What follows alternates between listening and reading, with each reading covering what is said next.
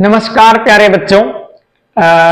आशा कर रहा हूं कि आप लोग बहुत अच्छे होंगे। आपने पहला वीडियो भी देखा होगा और आज का थंबनेल आपको दिख ही रहा है। एनसीईआरटी कैसे पढ़े किसी भी एग्जाम के लिए। बहुत डिफिकल्ट होता है सही में एनसीईआरटी पढ़ना। आज मैं जिस तरीके से एनसीईआरटी पढ़ाऊंगा ना, आपने कभी नहीं पढ़ी होगी। देखो ट्राई करते हैं, बहुत अच्छा मेथड है। आप भी याद करोगे सर आपने इतना अच्छा पढ़ा है। जो भी प्रॉब्लम हो आप कमेंट में मुझे लिख देना, ठीक है।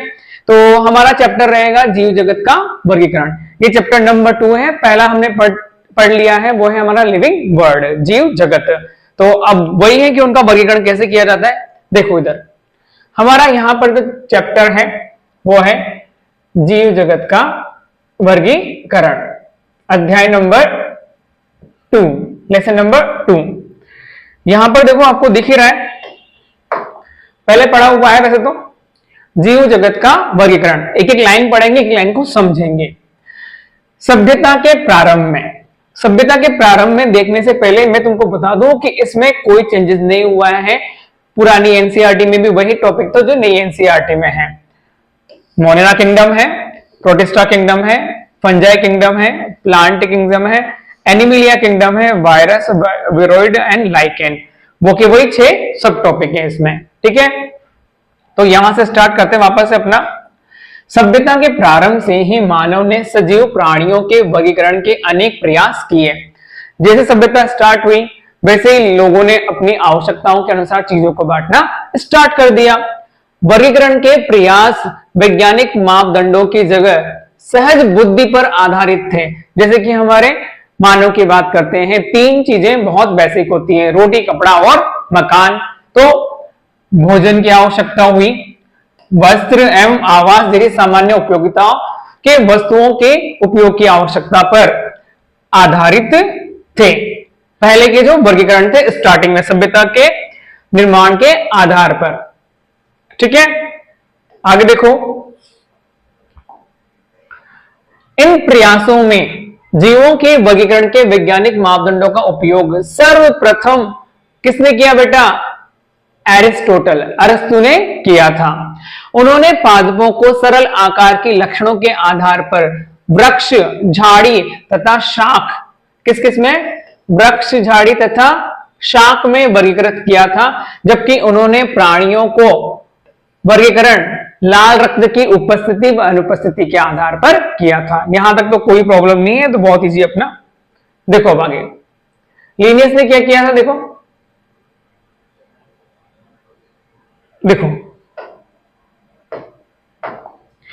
लीनियस के काल, लीनियस के समय की बात हो रही है, में सभी पादप और प्राणियों के वर्गीकरण के लिए एक द्विजगत पद्धति, मतलब लीनियस ने क्या दिया था? 2 किंगडम क्लासिफिकेशन विकसित की थी, जिसमें उन्हें क्रमशः प्लांटी पादप व एनिमिलिया जगत में वर्गीकृत किया था।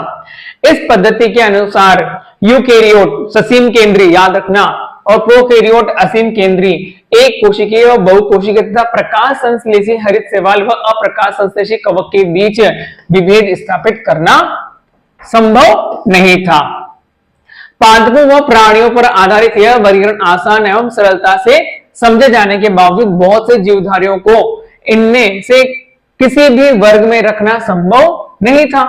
ये जो वर्गीकरण कर रहा था 2 किंगडम क्लासिफिकेशन, उसके आधार पर इनको बांट पाना संभव नहीं था। इसी कारण अत्यंत लंबे समय से चली आ रही वर्गीकरण की द्विजगत पद्धति अपर्याप्त सिद्ध हुई। होगी सही भाई, कवक और पादप इनमें तो बहुत अंतर होता है। कवक अपना भोजन खुद नहीं बनाती, पादप अपना भोजन खुद बनाते हैं। इसके अतिरिक्त वर्गीकरण के लिए आकार की के साथ साथ कोशिका की संरचना, कोशिका भित्ति के लक्षण व पोषण की विधि व आवास व प्रजनन की विधि एवं विकासीय संबंधों को भी समाहित करने की आवश्यकता महसूस की जाने लगी। विकासीय संबंध आपने पढ़े होंगे, चैप्टर नंबर 1 में आए थे, फाइलोजेनेटिक रिलेशनशिप, मतलब उद्विकासीय संबंध बताना भी बहुत जरूरी है किसी जीव का अन्य जीव से, तभी तो उसका संबंध बता पाएंगे हम। अतः समय के साथ साथ सजीवों के वर्गीकरण की पद्धति में अनेक परिवर्तन आए एवं पादप प्राणी जगत के वर्गीकरण की इन कठिनाई पद्धतियां जिनमें सम्मिलित समूह जीवधारियों होने वाले परिवर्तन शामिल हैं। देखो आगे, सदा ही समिविष्ट रहे। इसके अतिरिक्त जीवधारियों के विभिन्न जगत की संख्या व उनके लक्षणों की विभिन्न वैज्ञानिकों द्वारा अलग अलग व्याख्या की गई है। तो सबसे पहले तो अरस्तु आया, फिर टू किंगडम क्लासिफिकेशन किसने दिया आप लोगों का? लीनियस ने। एनिमल किंगडम और कौन सा? Plant kingdom. लेकिन फिर भी हम कौन कौन से बात कर रहे हैं कि इसमें हम फंजाई को नहीं रख सकते थे, तो इसके लिए कुछ और किंगडम क्लासिफिकेशन आएगा। देखो नेक्स्ट पेज पे अपना, देखो बच्चों वर्गीकरण क्यों आवश्यक है। यहां पर देखो, ये जो इमेज है आप लोगों को दिख रही होगी, यहां पर स्टेशनरी के आइटम, ये जो स्टेशनरी के सारे आइटम बिखरे हुए हैं, बिखरे हुए हैं मतलब हमने जीव जगत में ऐसे पढ़ा था कि हम लोगों ने डाइवर्सिटी के बारे में पढ़ा था, कितनी थी 1.7 से लेके 1.8 मिलियन, लेकिन सबको नहीं पढ़ सकते थे तो उन्हें क्या करना पड़ा? हमें वर्गीकृत करना पड़ा। तो नीचे वाली इमेज में, ये वाली जो इमेज है देखो, इसमें हम लोगों ने सब चीजों को एक सिस्टमेटिक तरीके से क्लासिफाई कर दिया। यहाँ पर ये आपको दिख रहा है कि ये मार्कर है, ये फेविकोल है, ये स्टिकर टैप है, तो स्टेशनरी का आइटम क्या हो गया? अलग अलग हो गया। तो इसी तरह से टू किंगडम क्लासिफिकेशन आया तो कुछ कमियां रही, थ्री किंगडम क्लासिफिकेशन आया तो उसमें भी कुछ कमियां रही, तो फोर किंगडम भी बेस्ट नहीं माना गया और सबसे बेस्ट माना गया कौन सा? Five kingdom classification. तो वो किसका था? आरएच व्हिटेकर का। हम यहाँ पर एनसीईआरटी की बात करेंगे, वरना मॉड्यूल वगैरह में तो आप बहुत ज्यादा पढ़ते हैं, हम एनसीईआरटी की बात करेंगे ओनली। तो फाइव किंगडम क्लासिफिकेशन किसने दिया था? अपना आरएच व्हिटेकर ने। मैं आरएच व्हिटेकर को बता दूं कैसा था। देखो ये है अपना आरएच व्हिटेकर, ये है RH Whittaker scientist Robert Harding Whittaker, 1920 से लेकर 1980 तक। आरएच व्हिटेकर ने फाइव किंगडम क्लासिफिकेशन दिया था 1969 में। कब दिया था बेटा? 1969 में। और इसने Monera, protista, fungi, Plantae, Animalia, 5 kingdom दिए थे। Monera, protista, fungi, Plantae, Animalia. Monera में किसको रखा? यूनिसेलर प्रोकैरियोट को, प्रोटिस्टा में यूनिसेलर यूकैरियोट को, फंजाई, प्लांट और एनिमिलिया में मल्टीसेलुलर क्या थे? यूकैरियोट। तो अब पढ़ते हैं एनसीईआरटी में क्या लिखा है। ये तो कैरेक्टर है, कोशिका का प्रकार, कोशिका भित्ति। कौन कौन से कैरेक्टर है बेटा? देखो इधर दिए हुए 5 कैरेक्टर, मैं आपको बता दूं थोड़ा और अच्छा था। पहला कैरेक्टर है कोशिका का प्रकार, तो Monera, protista, fungi, Plantae, Animalia. Prokaryotic, eukaryotic, eukaryotic, eukaryotic, eukaryotic, मतलब मोनेरा में ही ओनली प्रोकैरियोट कोशिकाएं आती हैं। कोशिका भित्ति की बात करते हैं तो इसकी किसकी बनी होती है? सेलुलोज रहित प्लस अमाइनो एसिड की, और कुछ में उपस्थित, क्योंकि प्रोटिस्टा में दोनों तरह के आते हैं, प्लांट और एनिमल। फंजाई में कैसी होती है? सेलुलोज रहित काइटिन युक्त, और प्लांट में तो होगी सही किसकी? सेलुलोज की। लेकिन यूकैरियो ये एनिमिलिया में क्या होता है? सेलवोल अनुपस्थित होती है एनिमल में। केंद्रक झिल्ली यहीं पर हम बात करें तो अनुपस्थित है, बाकी सब में क्या है बेटा? उपस्थित। काय संरचना कोशिकीय, कोशिकीय, अब कोशिकाएं मिलकर उत्तक बनाएंगी, उत्तक तंत्र बनेगा और फिर अंग तंत्र बनेगा। पोषण के बारे में सबसे ज्यादा डाइवर्सिटी आप लोगों को यही मिलेगी, स्वपोषी मिलेंगे और परपोषी भी मिलेंगे। परपोषी में मृतोपजीवी व परजीवी भी है। स्वपोषी कौन से? प्रकाश संश्लेषी परपोषी, और ये मृतोपजीवी परजीवी होता है। और प्लांट तो सारे क्या होते हैं? स्वपोषी, और प्राणी क्या होते हैं आप लोगों के? परपोषी। नेक्स्ट इसमें आप लोगों का है प्रजनन। ये इंग्लिश की एनसीईआरटी में नहीं है, ये हिंदी में दिया हुआ है। प्रजनन की विधियां संयुग्मन, युग्मक संलयन, संयुग्मन, निषेचन, निषेचन, निषेचन। ये आप लोग उसमें पढ़ोगे किसमें? फंजाई में। नॉर्मली हम बैक्टीरिया में बताते हैं कि युग्मक संलयन और संयुग्मन क्या होता है, कॉन्जुगेशन। चलो पढ़ते हैं अब इसको, क्या लिखा हुआ एनसीईआरटी में। एनसीईआरटी में जो लिखा उसको पढ़ते हैं। सन 1969 में आरएच व्हिटेकर द्वारा एक 5 जगत वर्गीकरण की पद्धति प्रस्तावित की गई थी। इस पद्धति के अंतर्गत सम्मिलित किए जाने वाले जगतों के नाम क्या थे? Monera, protista, fungi, Plantae, Animalia है। कोशिका संरचना, शारीरिक संरचना, पोषण की प्रक्रिया, प्रजनन, जातीय वृत्तिता संबंध उनके वर्गीकरण की पद्धति के प्रमुख मापदंड थे। बेटा ये जो हाईलाइट किया हुआ है ना, यहीं से क्वेश्चन आते हैं, ये इंपॉर्टेंट है। इंपॉर्टेंट इसमें क्या पूछता है ये कि बेटा ये पूछता है कि कौन कौन से कैरेक्टर हैं। तो ये कोशिका संरचना पहला है, शारीरिक संरचना, पोषण की प्रक्रिया, प्रजनन व जातीय वृत्तीयता। यहां लिखा हुआ है बेटा जातीय वृत्तीयता। अभी मैं बताऊं फाइलोजेनेटिक क्या होती है। देखो नेक्स्ट पेज बताए दे आप लोगों को फाइलोजेनेटिक क्या होती है।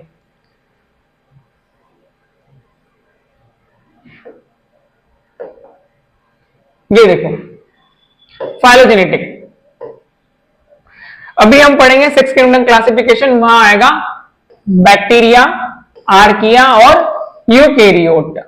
तो ये एक श्रृंखला निकल रही है, जो ये सारे के सारे क्या है बेटा, बैक्टीरिया, ये सारे जो ब्लू कलर के हैं वो है आर्किया, और ये जो है सारे क्या है, यूकेरियोट। तो इस तरह से ये फाइलोजेनेटिक रिलेशनशिप को शो कर रहा है। हम आ जाते हैं अपने पॉइंट पे। देखो यहीं पे हम अब बात कर रहे हैं, यहां पर तुलनात्मक वर्गीकरण दिया गया है। कहां पर, 2.1 में जो हमने पढ़ लिया है। अब बात कर रहे हैं हम, देखो यहां पर अब हम 5 जगत वर्गीकरण से जुड़े मापदंडों व धारणाओं पर विचार करेंगे जिससे वर्गीकरण की यह पद्धति प्रभावित है। इससे पहले कि वर्गीकरण पद्धति के अंतर्गत किसको रखा जाए, बैक्टीरिया, नीलहरित शैवाल, फंजाई, मॉस, फर्न, जिम्नोस्पर्म व एंजियोस्पर्म को पादपों के साथ रखा गया था। किसकी बात कर रहा है ये, इससे पहले की वर्गीकरण पद्धति के अंतर्गत, मतलब 5 किंगडम क्लासिफिकेशन से पहले की बात कर रहा है। इस जगत के समस्त जीवों की कोशिकाओं में कोशिका भित्ति का उपस्थित रहना एक समानता थी, जबकि उनके अन्य लक्षण एक दूसरे से एकदम अलग थे। जीवन की 3 अनुक्षेत्र पद्धतियां भी प्रस्तावित की गई। 3 अनुक्षेत्र, अनुक्षेत्र बेटा ये है डोमेन, आप इंग्लिश में पढ़ते हो डोमेन, जिसमें मोनेरा जगत को 2 अनुक्षेत्रों में, मोनेरा को 2, अभी पढ़ा था हमने आर्किया और बैक्टीरिया, तो वो थे 2 डोमेन में वर्गीकृत किया गया था, और सारे यूकेरियोट जगत को तीसरे अनुक्षेत्र डोमेन में रखा गया था। अतः एक क्या ये 6 किंगडम क्लासिफिकेशन, 6 जगत वर्गीकरण पद्धति भी प्रस्तावित की गई। आप इस पद्धति के विषय में विस्तार से उच्च कक्षाओं में, बड़ी क्लासों में पढ़ेंगे। प्रोकैरियोटिक बैक्टीरिया तथा नीलहरित शैवाल या साइनोबैक्टीरिया को अन्य यूकेरियोटिक जीवों के साथ वर्गीकृत कर दिया गया। इस पद्धति के अनुसार एक कोशिकीय जीवों को बहुकोशिकीय जीवों के साथ वर्गीकृत किया गया, जैसे कि क्लेमाइडोमोनास व स्पाइरोगायरा शैवाल। इस वर्गीकरण में कवक जैसे परपोषी का हरित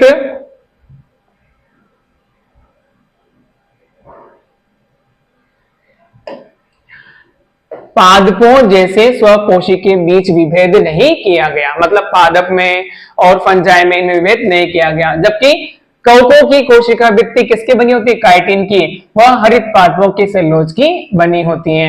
इन्हीं लक्षणों को ध्यान में रखते हुए कवकों को एक अलग जगत, बात करें ना 2 किंगडम से 3 किंगडम यहां आ रहा है, फंजाई के अंतर्गत रखा गया, और सभी प्रोकैरियोट जीवधारियों के साथ मोनेरा, एक कोशिकीय जीवधारियों के साथ प्रोटिस्टा, ये रहा मोनेरा, ये रहा प्रोटिस्टा रखा गया। प्रोटिस्टा जगत के अंतर्गत कोशिका भित्ति युक्त किसको बेटा, क्लेमाइडोमोनास व क्लोरेला, जिन्हें पहले पादपों के अंतर्गत शैवालों में रखा गया था। पैरामीशियम व अमीबा, जिन्हें पहले प्राणी जगत में रखा गया था, के साथ रखा गया है। क्या बोल रहा है ये देखो यहां पर कि प्रोटिस्टा जगत के अंतर्गत कोशिका भित्ति युक्त क्लेमाइडोमोनास व क्लोरेला, जिन्हें पहले पादप जगत के शैवाल में रखा गया था, अभी तो यहां रखा है। पैरामीशियम व अमीबा, ये प्रोटोजोआ में आते हैं, जिन्हें पहले प्राणी जगत में रखा गया था, के साथ रखा गया है, जिनमें कोशिका भित्ति नहीं पाई जाती, मतलब ये प्रोटिस्टा जगत में रखे जाते हैं। इस प्रकार इस पद्धति में अनेक जीवधारियों को एक साथ रखा गया है, जिन्हें पहले की पद्धतियों में अलग अलग रखा गया था। ऐसे वर्गीकरण के मापदंडों में परिवर्तन के कारण हुआ है। ऐसा कब हुआ? जब हमने वर्गीकरण के जो मापदंड थे उनको अलग अलग किया तो ऐसा हो गया कि क्लोरेला और क्लेमाइडोमोनास कहां आ गए? यहां पर प्रोटिस्टा के अंदर। पैरामीशियम अमीबा भी कहां गए? प्रोटिस्टा के अंदर, क्योंकि ये क्या थे? एक कोशिकीय यूकेरियोट हैं। इस प्रकार परिवर्तन भविष्य में भी हो सकते हैं जो लक्षणों तथा विकासीय संबंध के प्रति हमारी समझ में सुधार पर भी निर्भर होगी। समय के साथ साथ वर्गीकरण की एक ऐसी पद्धति विकसित करने का प्रयास किया गया है जो न सिर्फ आकार की, कायिक और प्रजनन संबंधी समानताओं पर आधारित हो, बल्कि जातीय, वृत्तीय हो और विकासीय संबंधों पर भी आधारित हो।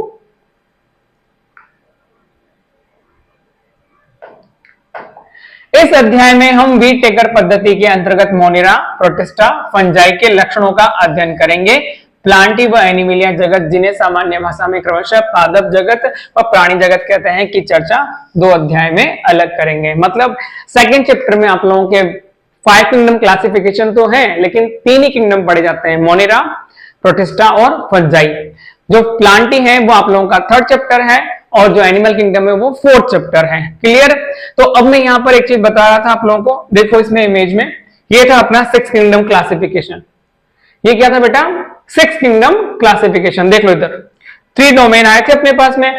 तो कॉमन ये रहा, एक तो बैक्टीरिया, आर्किया एंड यूकेरिया, ये 3 डोमेन थे।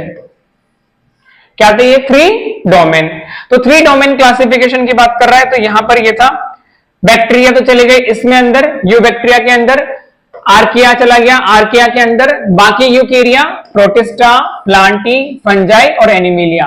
क्या बन गया ये? 6 किंगडम क्लासिफिकेशन। क्या बन गया ये? और सबसे ज्यादा इंपॉर्टेंट, एनसीईआरटी में भी शायद 3 domain classification given by Carl Woese के द्वारा दिया गया है। तो यहां तक हमने ये इंट्रोडक्शन पोर्शन पढ़ा है इसका। अब आगे पढ़ेंगे, एक एक किंगडम करेंगे। तो पहला किंगडम है मोनेरा, और मोनेरा में किसको रखा गया है? सारे bacteria, all prokaryotes comes in Monera. देखो इधर,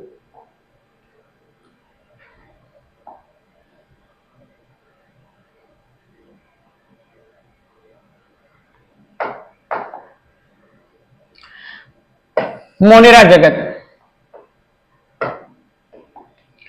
सभी बैक्टीरिया मोनेरा जगत के अंतर्गत आते हैं। ये लाइन बहुत इंपॉर्टेंट है बेटा, इसे हाईलाइट कर लेना चाहिए, ये वाली।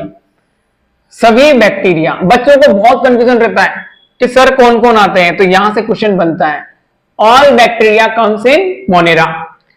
नेक्स्ट, ये सभी सूक्ष्म जीवों में सर्वाधिक संख्या में होते हैं और अलग अलग सभी स्थानों पर पाए जाते हैं। बेटा हवा में, पानी में, मृदा में, एवरीवेयर बैक्टीरिया प्रेजेंट है। अभी मेरे हाथ में भी है, मेरे हाथ में पेन है, आपके हाथ में भी पेन है, तो आप पढ़ रहे हो तो वहां पर भी बैक्टीरिया प्रेजेंट है। पानी में भी होते हैं, उनको दिखाई नहीं देते। मुट्ठी भर मिट्टी में कितने सैकड़ों प्रकार के बैक्टीरिया देखे गए हैं। ये गर्म जल के झरनों में, मरुस्थल में, बर्फ व गहरे समुद्र जैसे विषम व प्रतिकूल स्थानों, वास स्थानों पर जहां एक दूसरे जीव मुश्किल से ही जीवित रह पाते हैं में भी पाए जाते हैं। कई बैक्टीरिया तो अन्य जीवों पर या उनके भीतर परजीवी के रूप में भी रहते हैं, जैसे कि हमारे शरीर में कौन रहता है? E coli. बैक्टीरिया को उनके आकार के आधार पर 4 समूहों में, गोलाकार जिसको हम कोकस बोलते हैं, बहुवचन इसका क्या होता है? कोकाई। छड़ाकार बैसिलस, ये रहा अपना, देखो मैं आपको बता दूं, डायग्राम के साथ में देख लो, ये रहा, ये है कोकाई, ये है बैसिलस, ये है स्पाइरिला और ये है क्या? Vibrio, coma shape. बैसिलस बहुवचन बेसिलाई, कोमा आकार के, विब्रियम बहुवचन विब्रियाई, सर्पिला स्पाइरल बहुवचन स्पाइरिला में बांटा गया है। तो यहां तक अपना मोनेरा की जो अंदर बैक्टीरिया प्रेजेंट है उनकी शेप के बेसिस पर 4 प्रकार के हैं। अब नेक्स्ट हम बात करते हैं इसमें, नेक्स्ट पेज पे बैक्टीरिया आपके 12th वाले चैप्टर में भी है, माइक्रोब्स इन ह्यूमन वेलफेयर वाले में मिलेंगे। यद्यपि संरचना में बैक्टीरिया अत्यंत सरल प्रतीत होते हैं, परंतु इनका व्यवहार अत्यंत जटिल। क्वेश्चन की लाइन है बेटा, यहां से क्वेश्चन आता है 100%, यहां से 100% क्वेश्चन आता है ये वाला, और बच्चों को बहुत कंफ्यूजन रहता है, सर संरचना में अत्यंत सरल है परंतु इनका व्यवहार अत्यंत जटिल होता है, और उपापचय की दृष्टि से अन्य जीवधारियों की तुलना में बैक्टीरिया में बहुत अधिक क्या पाई जाती है, विविधता पाई जाती है। क्या पाई जाती है बेटा, विविधता। यहां से क्वेश्चन बनता है, बच्चे पूछते हैं सर मैक्सिमम मेटाबॉलिक जो डाइवर्सिटी वो कहां पाई जाती है, बैक्टीरिया में। उदाहरण स्वरूप वे अपना भोजन अकार्बनिक पदार्थों से संश्लेषित कर सकते हैं। ये प्रकाश संश्लेषी स्वपोषी अथवा रसायन संश्लेषी स्वपोषी अर्थात अपना भोजन स्वयं संश्लेषित नहीं करते, अपितु भोजन के लिए अन्य जीवधारियों व मृत कार्बनिक पदार्थों पर निर्भर रहते हैं। क्या क्या बोल रहा है ये प्रकाश संश्लेषी स्वपोषी अथवा रसायन संश्लेषी स्वपोषी होते हैं, अर्थात वे अपना भोजन स्वयं संश्लेषित नहीं कर सकते, दूसरों पर निर्भर होते हैं अलग अलग क्रियाओं के द्वारा। अब हम पढ़ रहे हैं मोनेरा। मोनेरा में आप लोगों का यहां डिवाइड है बैक्टीरिया 2 पार्ट में, आर्की बैक्टीरिया और यू बैक्टीरिया। जो पहले आए उनको बोलेंगे आद्य जीवाणु, और उनके बाद में आए जो यू बैक्टीरिया सुविकसित जीवाणु। तो नेक्स्ट आगे देखो यहां पर आर्की बैक्टीरिया। ये यहां पर 3 चीजें इंपॉर्टेंट है, कौन कौन से होते हैं आद्य जीवाणु वो याद रखना है, पैराग्राफ वहीं कंप्लीट हो जाएगा। देखो इधर आद्य जीवाणु 3 नाम दिए हुए हैं यहां पर। जो लवणीय क्षेत्रों में पाए जाते हैं उसे हेलोफिल बोलते हैं, गर्म झरने में पाए जाते हैं थर्मोसिडोफिल्स बोलते हैं, और कच्छ क्षेत्र में मेथनोजेंस में पाए जाते हैं, मतलब दलदलीय आवासों में। कच्छ क्षेत्र क्या होता है बेटा, जहां पर नदियां सागरों में मिलती हैं वहां डेल्टा बनाते हैं, और वो दलदलीय क्षेत्र होता है। जैसे कि यहां से ये नदी जा रही है और इधर से ये नदी जा रही है, लेकिन ये नदी कहां, इधर बंगाल की खाड़ी में या सागरों में मिल रही है, तो ये वाला एरिया, कौन सा वाला एरिया, ये वाला एरिया, ये वाला एरिया दलदलीय क्षेत्र होता है पूरा। ये है दलदलीय क्षेत्र, मार्श इलाका। तो यहां पर आप लोगों को मिलेंगे कौन से, ये मेथनोजेंस कच्छ के क्षेत्र में, ये कच्छ के क्षेत्र होते हैं। आप जब इंडिया का मैप बनाते हो तो इस तरह की संरचना आती है ना, यहाँ पर गुजरात के पास में, तो ये कच्छ का रण और ये खंबात की खाड़ी होती है, तो वहां पर ये आपको कच्छ क्षेत्र बोल दिया है। की संरचना एक दूसरे से, आद्य बैक्टीरिया तथा अन्य बैक्टीरिया की कोशिका भित्ति की संरचना एक दूसरे से भिन्न होती है। Gram positive gram negative bacteria वो कोशिका भित्ति की संरचना के आधार पर अलग होते हैं। यही लक्षण उन्हें प्रतिकूल अवस्था में जीवित रखने के लिए उत्तरदायी है। भैया बहुत इंपॉर्टेंट लाइन है, किसके लिए, कथन और कारण वाले क्वेश्चन के लिए, कि जो बैक्टीरिया है प्रतिकूल अवस्थाओं में जीवित रह पाते हैं, तो क्यों, उनकी कोशिका भित्ति में विभिन्नता के कारण। मेथनोजेंस की बात कर रहे हैं, देखो ये मेथनोजन अनेक रूमिनेंट पशुओं जैसे गाय व भैंस के आंत्र में पाए जाते हैं तथा इनके गोबर से मीथेन गैस का उत्पादन करते हैं। अब मैं थोड़ा सा टेक्निकल पे जाता हूं, आप लोगों को बताता हूं ये मीथेन गैस क्या है। मीथेन गैस का प्रोडक्शन कौन करता है भाई, बैक्टीरिया करता है। कैसे करते हैं, देखो यहाँ पर बहुत अच्छा मैंने आप लोगों को एक प्रेजेंटेशन दी यहाँ पर, ताकि आपको पता चले कि काऊ के डंग से, गाय के गोबर से, ये आप लोगों का काउ एंड बफेलो कुछ भी समझ लेना, देखो आप तुम समझ लेना, ये मैन्योर गाय का गोबर डाला जा रहा है यहाँ पर बायोगैस जनरेटर में। अब बायोगैस जनरेटर में यहां से बायोगैस से क्या हो रहा है, anaerobic decomposition, release the methane CH4, और इसका यूज कर रहे हैं हम क्या, methane burned for cooking and heating, खाना वाना बनाया और ये हीट करी, और इसको जब मीथेन को क्या हुआ, गर्म किया गया, मीथेन को हीट किया गया, तो क्या बन रही, carbon dioxide. Carbon dioxide release होगी एटमॉस्फेयर में, और कार्बन डाइऑक्साइड को कौन ले रहा है, प्लांट ले रहा है, किसके लिए, फोटोसिंथेसिस के लिए। किसके लिए ले रहा है बेटा, फोटोसिंथेसिस के लिए। तो वापस से ये पूरा प्रोसेस चला, फोटोसिंथेसिस से ग्रीन प्लांट हो गए। ग्रीन प्लांट को किसने खाया? काउ एंड बफेलो ने। काउ एंड बफेलो में रूमिनेंट बैक्टीरिया थे। रूमिनेंट बैक्टीरिया ने क्या किया? इसको डंग में कन्वर्ट कर दिया और यहां पर क्या होते हैं? Biogas generator. तो ये पूरा प्रोसेस आपको दिख रहा है। आजकल तो इतनी टेक्नोलॉजी आ चुकी है। देखो नेक्स्ट, ये यहां पर देखो, इन्होंने तो गाय के गोबर से घर पे बायोगैस बना ली और वो बायोगैस का यूज मोटर चलाने में, इलेक्ट्रिसिटी जनरेट करने में, देखो लाइटें भी जला ली। तो बायोगैस कितनी यूजफुल है, मेथनोजेंस बैक्टीरिया कितने यूजफुल है, कहां पर प्रेजेंट है? काउ बफेलो के रूमिनेंट में।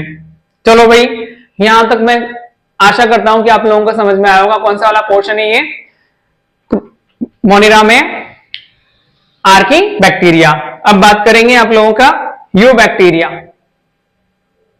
देखो इधर, यू बैक्टीरिया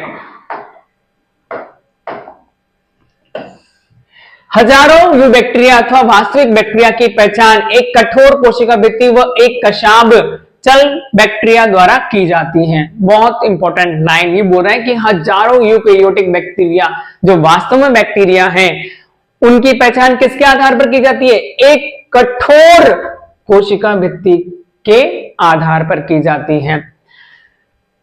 साइनोबैक्टीरिया, जिन्हें नील हरित शैवाल भी कहते हैं, में हरित पादपों की तरह क्लोरोफिल ए पाया जाता है क्योंकि ये प्रकाश संश्लेषी होते हैं, अपना भोजन खुद बनाते हैं। कौन? साइनोबैक्टीरिया।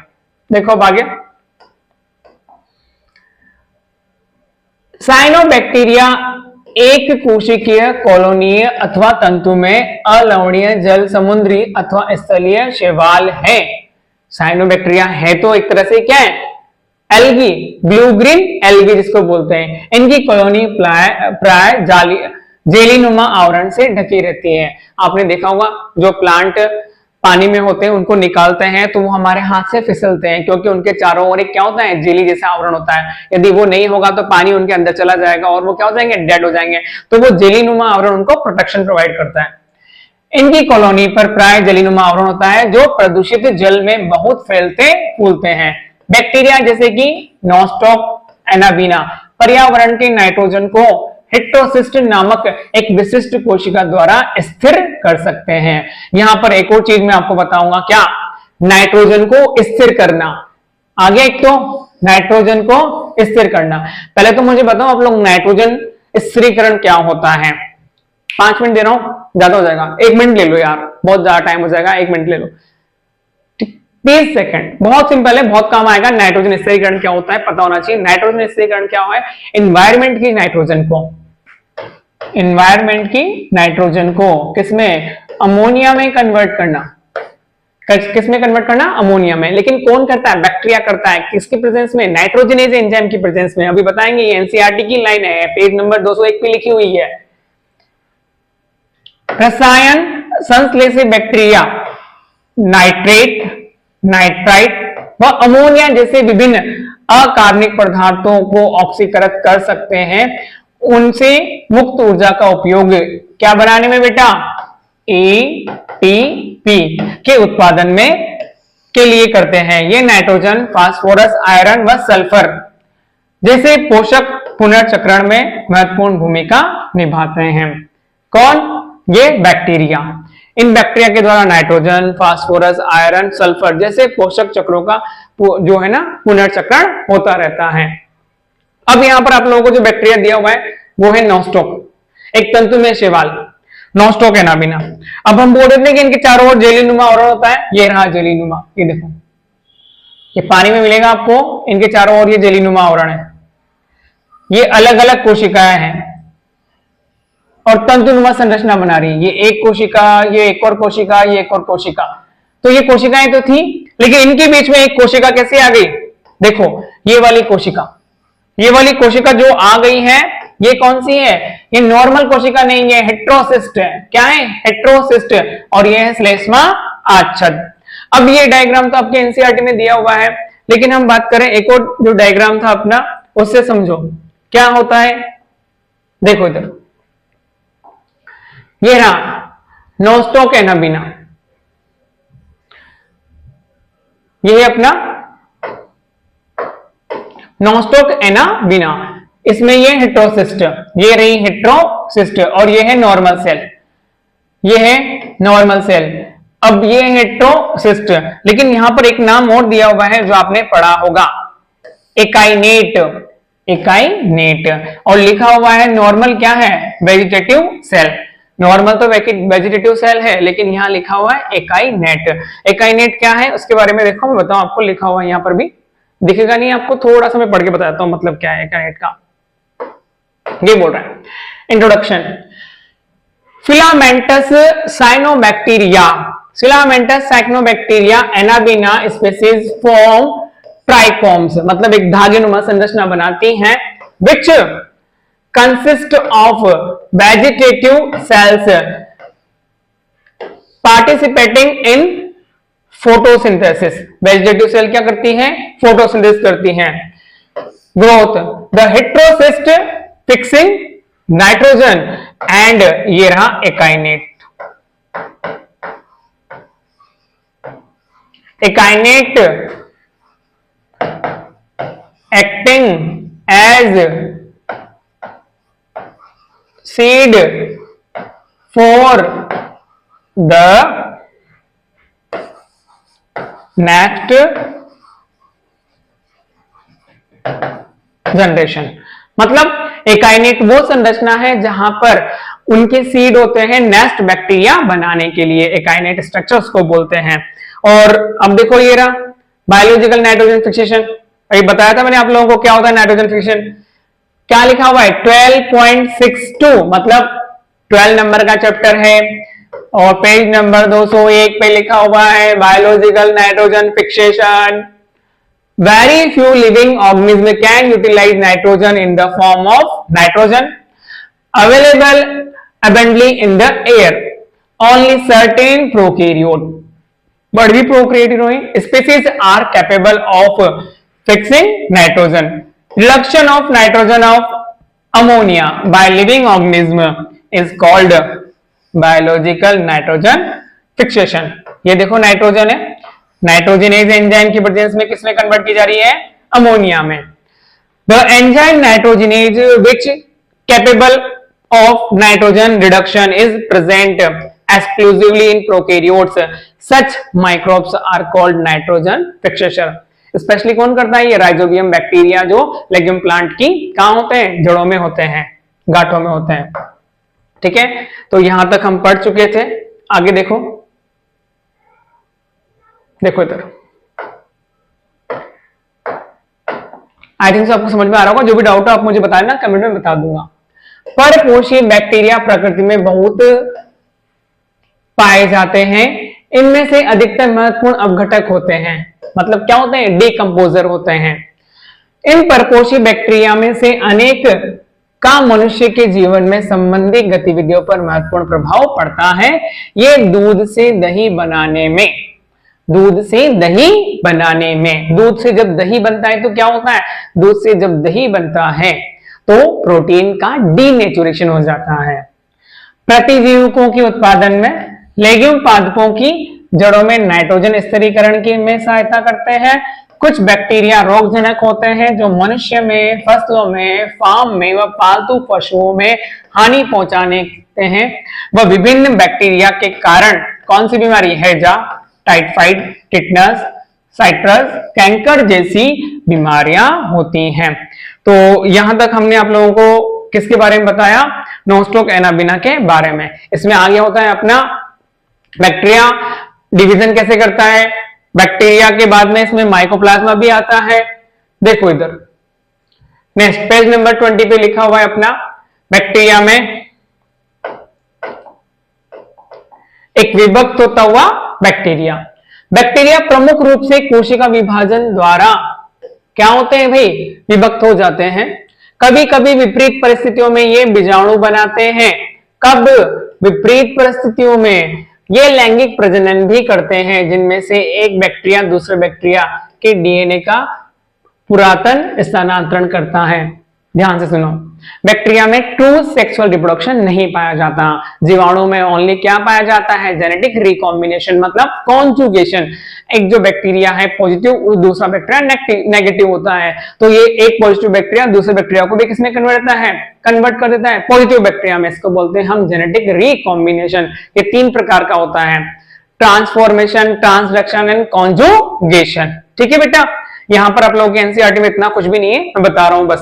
क्योंकि ये ट्रू सेक्सुअल रिप्रोडक्शन क्यों नहीं करते भाई, ये गैमेट ही नहीं बनाते तो कहां से करेंगे भाई, सत्य लैंगिक जनन नहीं करते। नेक्स्ट इसमें अपना एग्जांपल है माइकोप्लाज्मा। तो मोनिरा में हमारे पास नॉर्मली 5 एग्जांपल होते हैं। सबसे पहले आर्किबैक्टीरिया, यूबैक्टीरिया, साइनोबैक्टीरिया, माइकोप्लाज्मा और एक्टिनोमाइसीटीज। तो हम यहां पढ़ते ही नहीं है उसको, यहां पर एक्टिनोमाइसीटीज को। माइकोप्लाज्मा ऐसे जीवधारी हैं जिनमें कोशिका भित्ति बिल्कुल नहीं पाई जाती, मतलब स्मॉलेस्ट लिविंग या स्मॉलेस्ट कोशिका, सबसे छोटी जीवित कोशिका है जिसमें कोशिका भित्ति नहीं पाई जाती, जो ऑक्सीजन के बिना भी जीवित रह सकती है। और अनेक माइकोप्लाज्मा प्राणियों और पादपों के लिए रोगजनक होते हैं। क्या होते हैं ये, पादपों में और प्राणियों में भी क्या करते हैं, डिजीज कोज करते हैं। अब यहां तक ये कंप्लीट है। नेक्स्ट हम पढ़ने जा रहे हैं आप लोगों का प्रोटिस्टा।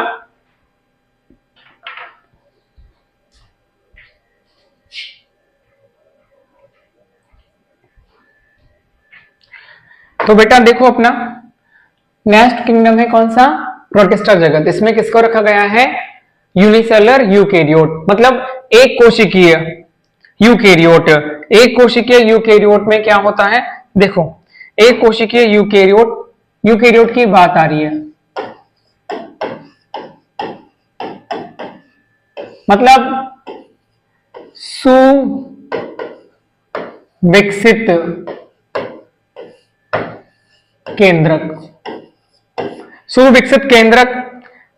केंद्रक के साथ ही क्या होंगे, डबल मेम्ब्रेन बाउंड ऑर्गन। क्या होंगे भाई, डबल मेम्ब्रेन बाउंड ऑर्गन होंगे। माइटोकॉन्ड्रिया होगा, क्लोरोप्लास्ट होगा, ठीक है। और 70S की जगह यहां पर क्या होगा भाई, 80S। क्या होगा, 80S राइबोसोम। क्योंकि हम लोगों ने बैक्टीरिया में वहां पढ़ा भी है और पढ़ेंगे, ये जो पूरा बैक्टीरिया की जो एक पूरी इंफॉर्मेशन है आप लोगों की सेल डिवीजन वाले, सेल बायोलॉजी वाले पोर्शन में दी हुई है, तो वहां पर भी पढ़ते हैं और यहां पर भी पढ़ते हैं। लेकिन मैंने एनसीईआरटी के अकॉर्डिंग वही पढ़ाएंगे, एनसीईआरटी के अकॉर्डिंग यहां पर बात नहीं करी है। तो सुविकसित यूकेरियोटिक कोशिका प्रोटिस्टा के अंदर आती हैं। देखो अब बात कर रहे हैं यहां पर, देखो इधर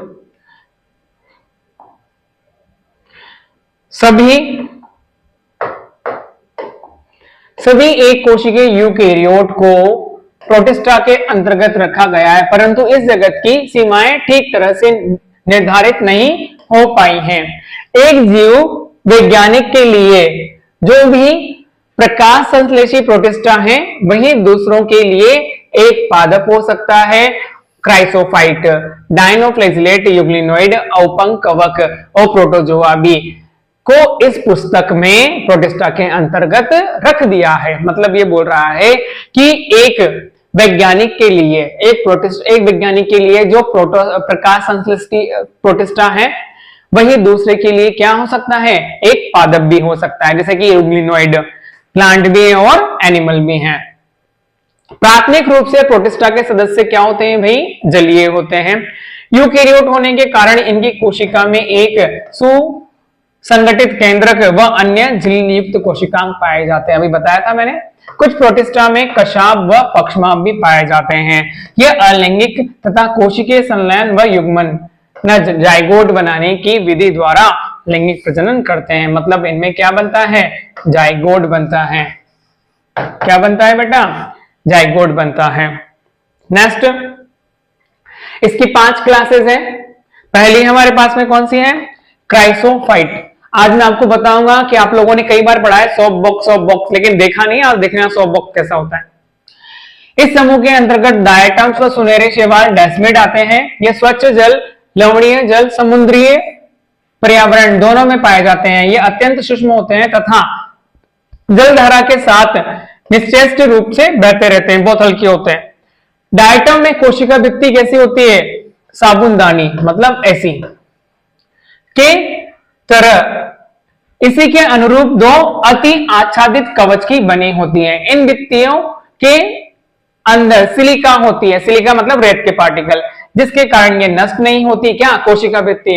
इस प्रकार ये मृत डायटम अपने परिवेशवास स्थान में कोशिका भित्ति के अवशेष बहुत ही बड़ी संख्या में छोड़ जाते हैं और करोड़ों वर्षों में जमा हुए इस अवशेष को डायटमी मृदा कहते हैं। अभी ये भी बताऊंगा।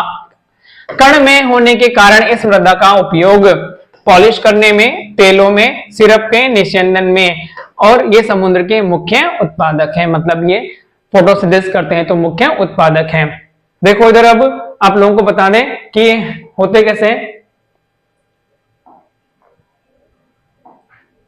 देखो यहां पर ये ऐसे होते हैं। ये रहा आप लोगों का डायटम्स, जिसको हम गोल्डन एल्गी भी बोलते हैं। क्या बोलते हैं? सुनहरे शैवाल। ये ऐसे होते हैं सुनहरे शैवाल, डायटम एंड डेस्मिड। ये क्राइसोफाइट है, chrysophyte, chrysophyte, desmid and diatoms. अब देखो इधर इसकी संरचना ये रही, ये सेल वॉल ऐसी है। तो ये ऊपर वाली सेल वॉल है, ये रही, और ये नीचे वाली silica. So box pattern, cell wall structure of diatoms. किसकी? ये डायएटम्स की। अब ये इस तरह से क्या बन जाता है बेटा? डायएटम्स स्टोन हो गया। ये करोड़ों वर्ष लगे इसको, और फिर बाद में क्या हो जाता है? ये बिल्कुल मैं आपको बता दूं, इस तरह से पाउडर, बिल्कुल बिल्कुल बारीक बारीक पाउडर, जैसे अपने घर में वो पुट्टी होती है ना, व्हाइट सीमेंट होता है, वैसे हो जाता है बिल्कुल, जिसका उपयोग हम बहुत सारी जगह करते हैं। ठीक है, गार्डन में भी करते हैं इसका उपयोग। तो ये तो वो अपना क्राइसोफाइट। सेकेंड हम पढ़ रहे थे इसमें, देखो इधर नंबर पे क्या है अपना? डायनोफ्लेजिलेट। ये जीवधारी मुख्यतः समुद्री व प्रकाश संश्लेषी होते हैं। इनमें उपस्थित प्रमुख वर्णकों के आधार पर पीले, हरे, भूरे, नीले अथवा लाल दिखाई देते हैं। इनकी कोशिका भित्ति की बाह्य सतह पर, क्या बोल रहा है भाई? इनकी कोशिका भित्ति की बाह्य सतह पर सेलुलोज की कड़ी, सेलुलोज की कड़ी पट्टियां होती हैं। अधिकतर डायनोफ्लेजिलेट में क्या होते हैं? दो कशाब होते हैं। देखो एक तो ये रहा, ठीक है, और एक और इसमें छोटा वाला होता है, जिसमें एक लंबवत और दूसरा अनुप्रस्थ होता है। मतलब इस तरह से बता देंगे हम, एक अनुप्रस्थ। भित्ति पट्टिकाओं के बीच खांच में उपस्थित प्राय लाल डायनोफ्लेजिलेट की संख्या में विस्फोट होता है, जिससे समुद्र का जल लाल तरंग में दिखाई देने लगता है। इन इतनी बड़ी संख्या से जीव निकलते हैं, जीव विष के कारण मछली व अन्य समुद्री जीव मर जाते हैं। उदाहरण कौन सा है? गोनियोलैक्स। आप लोगों को तो एग्जांपल याद रखना है इसका, मेन इंपॉर्टेंट। तो डायनोफ्लेजिलेट में क्या आता है? गोनियोलैक्स। और रेड टाइड, जिसके कारण समुद्र का जल पूरा क्या होता है? लाल हो जाता है। दूसरा के बाद में तीसरा अपना है यूग्लिनोइड। मौत कौन, जैसे हम बोलते हैं पादप व जंतुओं के बीच की योजक कड़ी, मतलब इसमें जंतुओं और पादप दोनों के जैसे कैरेक्टर है। इनमें अधिकांशतः स्वच्छ जल में पाए जाने वाले जीवधारी हैं, जो स्थिर जल में पाए जाते हैं। इनमें कोशिका भित्ति की जगह एक प्रोटीन युक्त पदार्थ की क्या पाई जाती है? पेलिकल। ये याद रखना है, जो इनकी संरचना को लचीला बनाती है। इनमें दो कशाब होते हैं। क्या होते हैं बेटा? दो कशाब। एक तो ये रहा, और एक छोटा। एक फंक्शनल होता है, क्रियाशील होता है, दूसरा क्रियाशील नहीं होता, जिसमें एक छोटा तथा दूसरा लंबा होता है। यद्यपि सूर्य के प्रकाश की उपस्थिति में ये क्या होते हैं? प्रकाश संश्लेषी। लेकिन सूर्य के प्रकाश नहीं होने पर ये अन्य सूक्ष्म जीवधारियों का शिकार कर परपोषी की तरह व्यवहार करने लगते हैं। आश्चर्यजनक रूप से यूग्लिनोइड में पाए जाने वाले वर्णक उच्च पादपों में उपस्थित वर्णकों के समान ही होते हैं। उदाहरण क्या है? यूग्लिना। एक तो याद रखना है कि प्रोटीन की क्या होती है? पेलिकल होती है, और पादप व जंतु दोनों के समान कैरेक्टर पाए जाते हैं। नेक्स्ट, फोर्थ नंबर इसमें औपंक कवक, जिसको हम बोलते हैं स्लाइम मोल्ड। देखो इधर, औपंक कवक। औपंक कवक मृतपोषी प्रोटिस्टा है। क्या है बेटा ये? मृतपोषी प्रोटिस्टा। ये सड़ती हुई टहनियों तथा पत्तों के साथ गति करते हुए जैविक पदार्थों का भक्षण करते हैं और अनुकूल परिस्थितियों में यह समूह प्लाज्मोडियम बनाते हैं। इंपॉर्टेंट, दो अवस्थाएं आएंगी, क्यों? अनुकूल और प्रतिकूल। तो अनुकूल अवस्था में तो ये बनाते हैं क्या? प्लाज्मोडियम, जो कि क्या होते हैं? कई फीट तक होते हैं, तक की लंबाई का हो सकता है। प्रतिकूल परिस्थितियों में ये क्या बनाते हैं बेटा? बीजाणु युक्त फलन का है। इन बीजाणुओं का परिक्षेपण वायु के साथ होता है, मतलब ये हवा के द्वारा एक स्थान से दूसरे स्थान पर चले जाते हैं। ये रहा आप लोगों का स्लाइम मोल्ड, इस तरह से होता है ये स्लाइम मोल्ड। और ये पैरामीशियम जो हम पढ़ेंगे प्रोटोजोआ के अंदर। देखो यहाँ पर प्रोटोजोआ का इंट्रोडक्शन ज्यादा नहीं है, 4 प्रकार के प्रोटोजोआ दिए हुए हैं और वही याद रखने हैं आपको, ज्यादा कुछ नहीं। प्रोटोजोआ, सभी प्रोटोजोआ परपोषी होते हैं, मतलब जंतुओं के समान पोषण है, जो परभक्षी अथवा परजीवी के रूप में रहते हैं। ये प्राणियों के पुरातन संबंधी हैं। प्रोटोजोआ को 4 प्रमुख समूह में बांटा जा सकता है। अमीबीय प्रोटोजोआ, मतलब अमीबा जैसा प्रोटोजोआ। ये जीवधारी स्वच्छ जल में, कहां पाए जाते हैं बेटा? ये स्वच्छ जल में पाए जाते हैं, समुद्री जल तथा नम आवासों में, मृदा में पाए जाते हैं और कूट पादों की सहायता से अपने शिकार को पकड़ते हैं। ज्यादा कुछ याद नहीं रखना। इनके शरीर पर इनके समुद्री प्रकारों की सतह पर सिलिका के कवच होते हैं। इनमें से कुछ एंट अमीबा परजीवी होते हैं। क्या होते हैं भाई? एंट अमीबा परजीवी होते हैं। तो बच्चा नेक्स्ट इसमें सेकंड है कौन सा? कशाभिकीय प्रोटोजोआ। फर्स्ट हम पढ़ चुके थे इसमें आप लोगों का। इस प्रकार के समूह के सदस्य स्वच्छ अथवा परजीवी होते हैं। इनके शरीर पर कशाभ पाए जाते हैं, मतलब इनमें क्या पाए जाते हैं? बहुत सारे कशाभ। और पक्षमाभ कहां पाए जाते हैं? पक्षमाभिकीय प्रोटोजोआ में। परजीवी कशाभीय प्रोटोजोआ बीमारी के कारण हैं, जिनसे निद्रालु व्याधि नामक बीमारी होती है, स्लीपिंग सिकनेस डिजीज। उदाहरण कौन सा इसका? ट्रिपनोसोमा। आपको इनके नाम और एग्जाम्पल याद रखने हैं।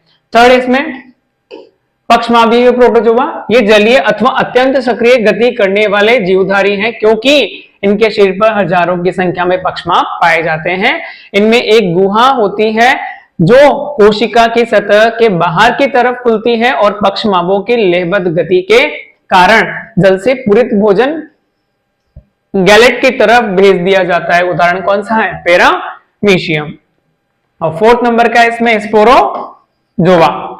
इस समूह के में विविध जीवधारी आते हैं, जिनके जीवन चक्र में संक्रमण करने योग्य बीजाणु जैसी अवस्था पाई जाती है।